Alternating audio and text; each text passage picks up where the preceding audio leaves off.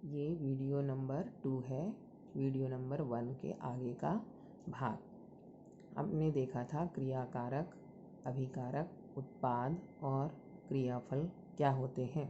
अब हम उसे अभिक्रिया के माध्यम से समझेंगे। सबसे पहला सरल अभिक्रिया कार्बन ऑक्सीजन के साथ मिलकर कार्बन डाइऑक्साइड बनाता है। इस अभिक्रिया में हम देखते हैं कि कार्बन और ऑक्सीजन, जो कि इस तीर के निशान के बाएं तरफ लिखे गए हैं, ये दोनों पदार्थ जो हैं वो अभिक्रिया में भाग लेते हैं। अतः यह अभिकारक कहलाते हैं या क्रियाकारक कहलाते हैं। बनने वाला पदार्थ CO2 है, इसलिए हम इसे उत्पाद कहते हैं। इसे हम तीर के निशान के दाएं तरफ लिखते हैं। अगला उदाहरण हम देखते हैं। N2 plus H2 gives NH3, यानी नाइट्रोजन और हाइड्रोजन मिलकर अमोनिया बनाते हैं।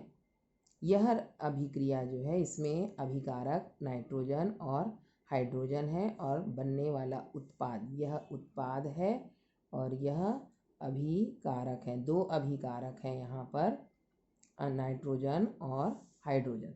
लेकिन यह समीकरण संतुलित नहीं है, हमें इसे संतुलित करना होगा। संतुलित करने पर हम देखते हैं कि यहाँ हाइड्रोजन 2 है, यहाँ 3 है। ये 3 2 नहीं बन सकता, 2 3 नहीं बन सकता। तो हम एक ऐसे अंक को देखते हैं जो कि सबसे कम छोटा भी होना चाहिए। तो हम क्या करते हैं, यदि यहाँ पर 3 से गुणा कर दें और यहाँ पर 3 से गुणा करने के बाद हाइड्रोजन 6 हो जाएगा, 3 दूनी 6। तो फिर हम यहाँ अगर 2 लिख देते हैं तो यहाँ पर हाइड्रोजन बैलेंस इस प्रकार हम देखते हैं। यहाँ नाइट्रोजन 2 है, यहाँ भी नाइट्रोजन 2 है, यहाँ हाइड्रोजन 3 दूनी 6 है, यहाँ भी 2 गुणित 3 6 है। इस प्रकार से यह अमोनिया हमें मिलता है और ये अभिक्रिया अब एक संतुलित अभिक्रिया है। इसके बाद हम एक अगला उदाहरण देखते हैं, जिसमें कि कैल्शियम कार्बोनेट CaCO3 को यदि हम गर्म करते हैं तो हमें CaO प्लस CO2 प्राप्त होता है। यहाँ CaCO3 कैल्शियम कार्बोनेट एक अभिकारक है, जिसे अंग्रेजी में रिएक्टेंट कहा जाता है। CaO और CO2 यहाँ ये उत्पाद हैं और उत्पाद को अंग्रेजी में प्रोडक्ट कहा जाता है। यहाँ पर CO2 जो मिलता है हमें, वह गैस के रूप में है, इसलिए हम ऊपर के तीर के निशान से इसे दर्शाते हैं। तो इस प्रकार से हम क्या देखते हैं कि हमेशा ये आवश्यक नहीं है कि अभिकारक 2 होंगे उत्पाद 1 होगा, या अभिकारक 1 होगा उत्पाद 2 होगा। ये अभिक्रिया के ऊपर निर्भर करता है कि कितने अभिकारक होंगे और कितने उत्पाद होंगे। अब हम अपने मुख्य टॉपिक रासायनिक संयोग के नियम पर आते हैं, जिसे अंग्रेजी में कहा जाता है लॉज ऑफ केमिकल कॉम्बिनेशन।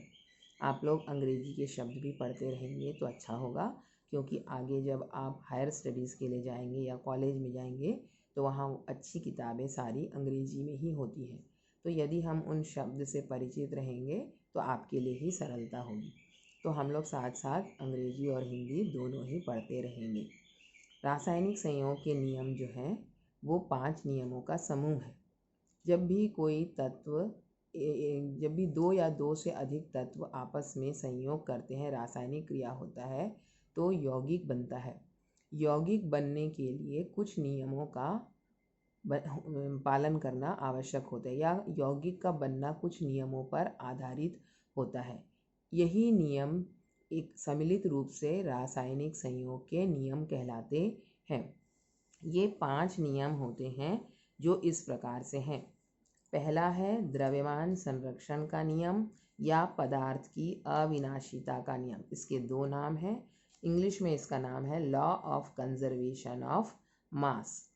दूसरा नियम है स्थिर या निश्चित अनुपात का नियम, जिसे अंग्रेजी में लॉ ऑफ कांस्टेंट और डेफिनेट प्रोपोर्शंस भी कहते हैं। प्रोपोर्शन अनुपात को कहते हैं। तीसरा है गुणित अनुपात का नियम, इसे अंग्रेजी में लॉ ऑफ मल्टीपल प्रोपोर्शन कहते हैं। चौथा है व्युत्क्रम अनुपात का नियम या तुल्यांक समानुपात का नियम। इंग्लिश में इसे लॉ ऑफ रेसिप्रोकल प्रोपोर्शन और लॉ ऑफ इक्विवेलेंट प्रोपोर्शन कहते हैं। और पांचवा और आखिरी नियम है गे-लूसक का गैस आयतन संबंधी नियम, इंग्लिश में गे-लूसक्स लॉ ऑफ गैसियस वॉल्यूम। ये 5 नियम हैं जिसमें से कि ऊपर के 4 जो हैं ये द्रव्यमान पर आधारित होते हैं, और आखिरी नियम जैसा कि आपको दिखाई दे रहा है इसमें आयतन शब्द आया है, यह आयतन से संबंधित होता है। इन नियमों के जब भी हम बात करते हैं तो हम हमेशा इसके द्रव्यमानों की बात करते हैं, लेकिन इस नियम में हम आयतन की बात करते हैं। इसके बाद हम अब पहला नियम द्रव्यमान संरक्षण का नियम या पदार्थ की अविनाशता का नियम पढ़ते हैं, जो अगले वीडियो में होगा।